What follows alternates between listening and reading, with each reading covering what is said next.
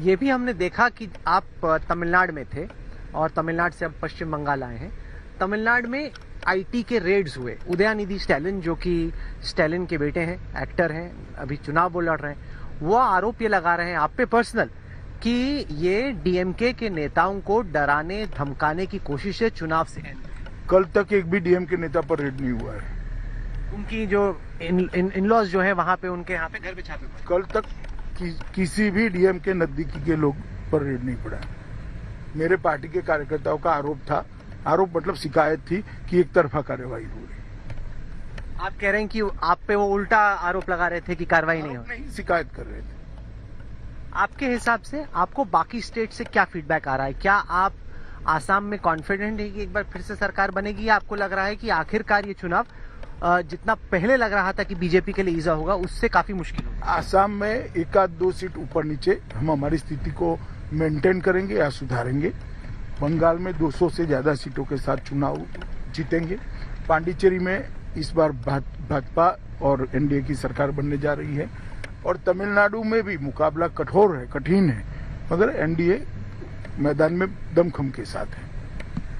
आसाम के चुनाव में आपने अपना चीफ मिनिस्टर कैंडिडेट नहीं अनाउंस किया।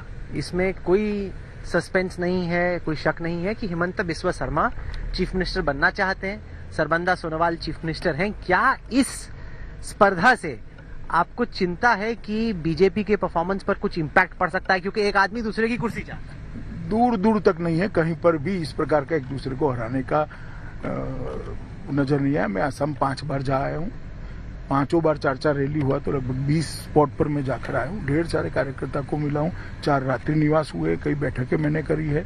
कहीं पर दूर दूर तक ऐसा झगड़े का निशान नहीं। डेमोग्राफी के लिहाज से अगर कांग्रेस, अजमल और बीपीएफ मिल जाते हैं तो आसाम की पॉपुलेशन ऐसी है कि वो काफी मुश्किल हो जाता है बीजेपी के लिए। क्या इससे आपका चैलेंज बहुत बढ़ गया? क्योंकि पहले मुस्लिम वोट स्प्लिट हो रहा था कांग्रेस और एयूडीएफ में, अब वो एकजुट है उनके पक्ष में। बदरुद्दीन अजमल के साथ गठबंधन का रिएक्शन इतना बड़ा है कि आपको अलग प्रकार का परिणाम 2 मई को देखने को मिलेगा। यहाँ पर आप सीए को बड़ा मुद्दा बनाते हैं। आसाम में बीजेपी सीए को लेके उतनी कॉन्फिडेंट पब्लिकली नहीं नजर आती है, क्योंकि वहां पे एजिटेशन भी हुआ। आपके लिए खुद सिटीजनशिप अमेंडमेंट एक्ट आपका पैशन और पेट प्रोजेक्ट है। आसाम में जो प्रोटेस्ट हो रहा है, तमिलनाडु में आपकी खुद की अलायंस पार्टनर एआईएडीएमके कह रहा है कि हम बीजेपी को समझाने की कोशिश करेंगे कि गलत है, उसको आप कैसे रिजॉल्व करेंगे? रिजॉल्व करने की जरूरत नहीं है। आसाम में कोई सीए पर कंट्रोवर्सी ही नहीं है।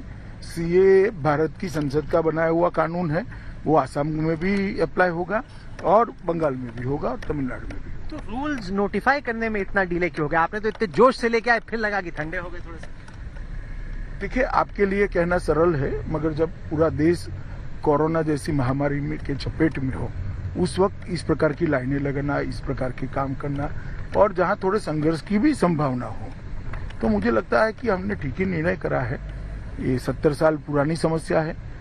दूसरी बार मोदी जी को पूर्ण बहुमत मिलने के बाद एक ही साल के अंदर हम एक्ट लेकर आए, लोगों को भरोसा है, रूल्स भी बनेंगे और नागरिकता भी मिलेगी।